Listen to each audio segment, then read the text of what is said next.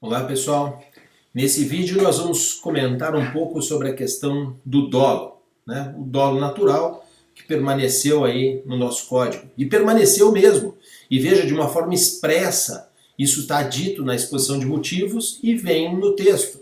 Veja o que diz o item 14 da exposição de motivos. Foram mantidos nos artigos 14, 15, 17 e 18 as mesmas regras do Código atual, constantes respectivamente dos artigos 12, 13, 14 e 15, relativas aos conceitos de crime consumado e tentado, de desistência voluntária, de arrependimento eficaz, de crime impossível, de dolo e culpa stricto sensu. O que é que o legislador está dizendo aqui? Olha, mantivemos exatamente igual a questão a respeito do dolo. Claro, todos nós sabemos que a discussão sobre o finalismo e o causalismo é justamente onde situar o dolo como categoria delitiva, e claro que houve nesse sentido, do ponto de vista da adoção de uma fórmula finalista,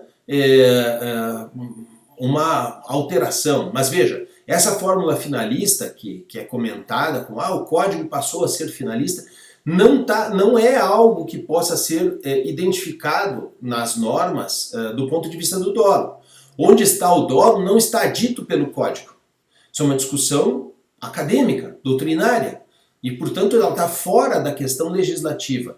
Na questão legislativa se diz que se deixou igual. Se deixou igual porque essa norma não interfere na fórmula de interpretação. Portanto aqui nós estamos diante de uma situação muito mais de interpretação normativa, ou de interpretação doutrinária e jurisprudencial, do que propriamente de uma questão legislativa. Veja o texto que define o crime doloso. O artigo 18 diz se o crime doloso quando o agente quis o resultado ou assumiu o risco de produzi-lo. A mesma redação que tinha antes. Agora, há uma pista com relação a essa norma, ou com relação à disposição legal, e também com relação a essa continuidade. Por um lado, a disposição legal afirma taxativamente que disse o crime doloso quando o agente quis o resultado ou assumiu o risco de produzi-lo. Não quando eu atribuo a ele querer e saber que produz o resultado. Não se está falando de vontade e consciência desde um ponto de vista axiológico ou de imputação, mas sim de um ponto de vista ontológico. Disse o crime doloso quando o agente quis o resultado. Se faz uma afirmação no crime doloso de que o agente quis o resultado, de algo que acontece no plano da psique. O querer, um querer ontológico, um dolo ontológico. E essa pista encontra-se também na exposição de motivos, quando se diz que se manteve a redação a respeito do dolo que vinha do código anterior.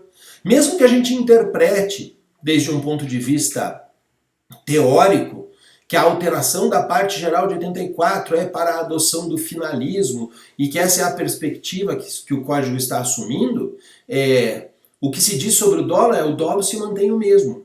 Porque a margem de onde se situe o dolo na discussão causalismo-finalismo, se o dolo está na ação, se o dolo está na culpabilidade, onde está o ole, a margem dessa discussão, que é uma discussão vazia, essencialmente vazia, o conteúdo do dolo permanece o mesmo, a forma de interpretar o dolo permanece a mesma, que é justamente a interpretação do dolo como consciência e vontade de agir. Consciência e vontade que estejam na ação ou estejam na culpabilidade são dados axiológicos, são dados ontológicos, perdão. Ou seja, o que acontece na passagem de 84, na alteração da parte geral de 84, é que se mantém um dolo natural. Esse é o grande problema do que se apresenta aqui. Ou seja, o dolo continua sendo o dolo de sempre, o dolo natural.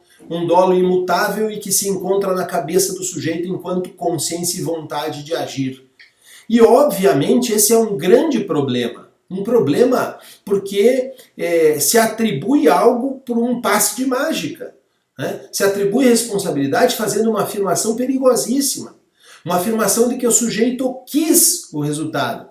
Primeiro, vamos lá, na redação, e essa é uma discussão que a doutrina vem travando desde então, e há muitos autores importantes, inclusive, que são funcionalistas na linha do Roxin e discípulos dele, que vem trabalhando com a questão do dolo e afirmando o dolo, que o dolo não tem mais sentido falar em um dolo com vontade, que basta consciência. Essa discussão sobre se dolo é só consciência ou consciência e vontade é absolutamente vazia, enquanto eu continuar buscando o dolo na cabeça do sujeito. Essa pretensão de buscar o dolo na cabeça do sujeito é que é o grande problema. E não só um dolo na cabeça do sujeito como algo existente, porque tem muita gente que também fala disso. Não, olha, de fato nós não podemos saber o que passava na cabeça do sujeito, a gente não tem acesso ao que se passa em primeira pessoa, mas a gente atribui o dolo. Só que essa atribuição é uma atribuição equivalente ao que ele pensou. Cara, não pode ter essa pretensão de verdade como equivalência. Aqui reside o grande problema do dolo. O grande problema do dolo encontra-se em uma pretensão de verdade. Seja ela uma pretensão de verdade em afirmar algo existente no mundo, ou uma pretensão de verdade de equivalência, no sentido do Alfred Tarski, no sentido de uma verdade como equivalência àquilo que o sujeito de fato pensa. Essas duas fórmulas, elas são inúteis, são fórmulas inalcançáveis, são fórmulas que nós não vamos obter através desse esforço.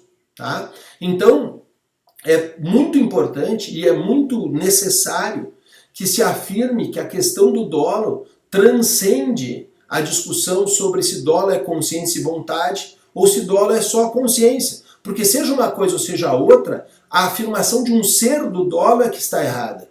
Esse é o problema. Dolo é atributivo, porque se a gente vai buscar quando a gente quis o resultado, ou quando a gente sabia da possibilidade da produção do resultado, e nós vamos pretender afirmar isso, como é que nós vamos fazer isso? Como nós vamos fazer isso no processo penal? Nós vamos ter que buscar um perito que venha e afirme, olha, o sujeito quis o resultado, ou o sujeito sabia que o resultado poderia advir. É isso que nós vamos fazer? Ou seja, nós vamos fazer uma proposição de afirmação sobre o que se passa na cabeça do sujeito, e mais, não só o que se passa na cabeça do sujeito, é o que se passou na cabeça do sujeito no momento do fato. Porque não é só saber se ele quer ou não quer agora, ou se ele sabe ou não sabe agora. É se ele sabe e quer no momento em que realiza a conduta. Porque além de tudo se fala que o dolo deve ser contemporâneo à conduta. Então percebam que o grande problema aqui é a continuidade. A opção que o código faz pela continuidade, não só na redação da norma, na própria exposição de motivos, olha, nós vamos manter o dolo como está. E a afirmação normativa de que é quando a gente quis, ou seja, algo que se passa na cabeça do sujeito, essa afirmação normativa não cabe. Esse é o ponto. O ponto de partida para a solução da questão do dolo, desde um ponto de vista democrático, é outra perspectiva a respeito do dolo. É o reconhecimento de que dolo é atribuição. Dolo não existe enquanto tal. Que cor tem o dolo? Que cheiro tem o dolo? Que forma tem o dolo? Dolo não existe. Dolo não é uma entidade que eu possa descrever como caneta, o que eu possa descrever como álcool gel.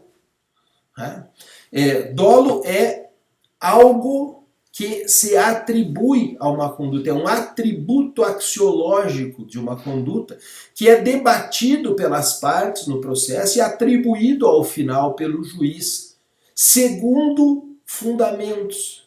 Ou seja, o juiz vai dar o qualificativo de dolosa a uma conduta segundo determinados argumentos. Ele diz, olha, eu atribuo o dolo a essa conduta por conta disso, que são elementos probatórios, são interpretações que se faz de elementos probatórios, para permitir uma discussão que, veja, não é uma discussão sobre a verdade, é uma discussão sobre bons motivos.